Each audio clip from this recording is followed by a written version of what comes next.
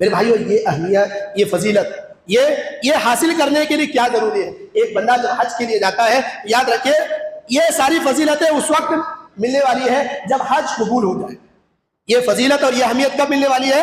یہ اس وقت جب قبول ہو جائے، کیونکہ بندے کا اگر عمل قبول ہی نہ ہو تو فضیلت اور اہمیت کیا ملنے والی ہے؟ وہی، کیونکہ انعام رکھا جاتا ہے اور انعام اسی کو ملتا ہے جو وہاں تک پہنچ سکتا ہے اور کامیابی تک پہنچ سکتا ہے، اسی کو انعام ملتا ہے۔ ورنہ انعام رکھا گیا اور بندہ راستے میں فیل ہو گیا، اس کو انعام نہیں ملتا ہے۔ تو اس کے لیے کیا ضروری ہے؟ دیکھیے ہر عبادت کے لیے، ہر اعمال کے لیے کیا ضروری ہے؟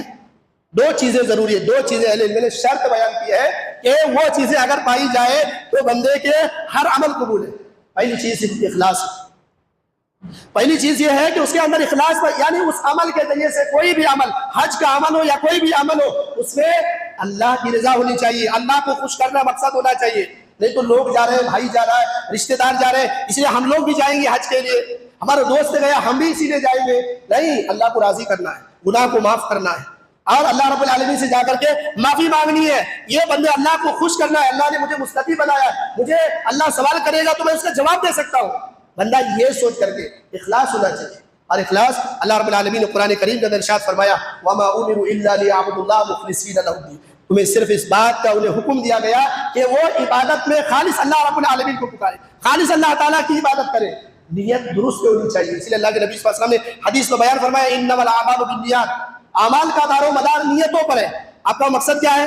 جا کے شاپنگ کرنا ہے تو سعودی عرب میں کچھ اور خرید کے لانا ہے، کہ صرف جا کر کے آنا ہے، کہ وقت گزاری ہے، کہ بس جا کر کے وہاں اپنا وقت گزاریں گے، اچھا ہے چھٹیاں ہیں وہاں جا کے ایسا اچھا وقت گزر جائے گا، اچھا لگتا ہے بس اسی لیے، یہ مقصد نہیں ہونا چاہیے۔ حج کا یا عمرہ کا یہ مقصد نہیں ہونا چاہیے، اس کا مقصد اللہ کو راضی کرنا چاہیے، اخلاص ہونا چاہیے۔ اور اخلاص کی ضد کیا ہے؟ ریاکاری ہے۔ ریاکاری جو بھی اعمال ہے بچنا چاہیے، ہے نا۔ لوگ کئی مرتبہ کھانا کرتے ہیں، بھائی کھانا کر سکتے ہیں، اپنے دوست احباب کو، محلے کے چند لوگوں کو بلا کر کے کھانا کر سکتے ہیں، کوئی دعوت دیتا ہے تو دعوت بھی قبول کر سکتے ہیں، لیکن ہار مالا اور یہ اور وہ اور کپڑے اور لوگوں کو یہ شادیوں کے جیسا جس طرح کپڑے اور لتوں کا رواج چلتا ہے، لوگ آ رہے ہیں کپڑے لا رہے ہیں، خواتین آ رہی ہے، یہ کیا ہے؟ یہ سب یہ ریاکاری طرف لے جاتی ہے۔ وہ تو بندہ جانتا اس کے دل میں کیا ہے، ہم تو نہیں بتا سکتے، کوئی بندہ نہیں بتا سکتا ہے، لیکن یہ کیا ہے؟ یہ ریاکاری کی طرف لے جانے والے ہیں۔ ایک مرتبہ ایک بندے کی دعوت میں گیا جو عمرہ کرنے کے لیے جا رہا تھا، حج بھی نہیں کرنے کے لیے جا رہا، بندے کو اتنا لوگوں نے ہار پہنائے تھے کہ یہاں تک پہنچ رہا تھا، یعنی ہار اس کے گلے میں پہنانے کے لیے کوئی جگہ بھی نہیں تھی۔ بھائی تو یہ کیا ہے؟ یہ کھلی یہ ریاکاری، اس سے بچنا چاہیے۔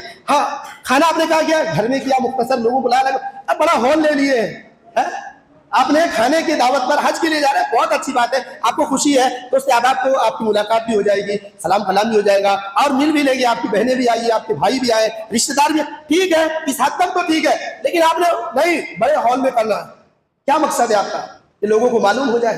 ہمارے استاد اشرف الحق رحمانی جو دکتور فاروق عبداللہ کے والد ہیں، وہ عمرہ کرنے کے لیے جا رہے ہیں، تو مدرسے کے بچوں نے کہا کہ ہم آپ کو ریلوے اسٹیشن میں چھوڑنے کے لیے جائیں گے۔ انہوں نے کہا کہ نہیں آپ لوگ میرے ساتھ ہی جائیں، میں سائیکل پہ جاؤں گا اور میں سائیکل کھڑے کر دوں گا، اور جب ٹرین چلی جائے گی اس کے بعد میری سائیکل لے کے آ جانا۔ کیا ہے؟ اخلاص اور للہیت، دکھاوا نہیں ہونا چاہیے کہ میرے ساتھ لوگ چل رہے ہیں، اس کی ویڈیو بن رہی ہے، کوئی اونٹ پہ، وہ ویڈیو بھی بہت اونٹ میں میاں بیوی کو گھمایا جا رہا ہے، گھوڑے پہ سوار کر کے گھمایا جا رہا ہے، یہ کیا ہے؟ یہ عبادت ہے، اس کو عبادت کرتے یہ اللہ کی رضا کے لیے، حج اسی لیے کرتا بندہ۔ بتائیے اللہ کے نبی صلی اللہ علیہ وسلم کے زمانے میں جو لوگ حج کرنے کے لیے جاتے تھے یا ہمارے اسلاف حج کرتے تھے تو کیا ایسے ہی کرتے تھے؟ میرے بھائیوں ریاکاری سے بچنا چاہیے۔ اللہ کے نبی صلی اللہ علیہ وسلم فرماتے ہیں ان اخوف ما اخاف علیکم الشرک الاصغر، میں سب سے زیادہ جو میری امت پر ڈرتا ہوں وہ شرک اصغر ہے، اور وہ کیا ہے شرک اصغر؟ وہ ریاکاری ہے، وہ دکھاوا ہے۔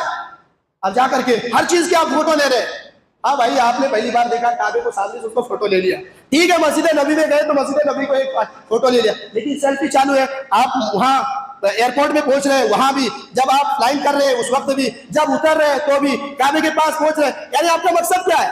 مقصد فوٹو لینا ہے کہ ویڈیوز بنانا ہے، یہ مقصد ہے آپ کا، یہ مقصد ہے تو پھر اسی مقصد کے لیے آپ کا حج ہو جائے گا، آپ کا مقصد پورا ہو جائے گا۔ اگر آپ چاہتے ہیں کہ آپ کے دوست یار دیکھیں گے تو پھر دیکھ لیں گے لوگ، لیکن اللہ کے یہاں آپ کا کوئی حج نہیں دیکھا جائے گا۔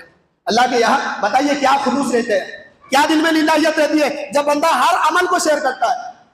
اسی لیے کہا جاتا ہے کہ بندے کی زندگی میں کم سے کم بہت زیادہ نہیں تو ایک عمرہ ایسا ہو جس میں کسی کو معلوم نہ ہو، کہ وہ عمرہ کرنے کے لیے گیا ہے, کہ وہ حج کرنے کے لیے گیا ہے, آنے کے بعد پتہ چلے نہیں ہمارا دوست عمرہ کے لیے گیا ہوا ہے.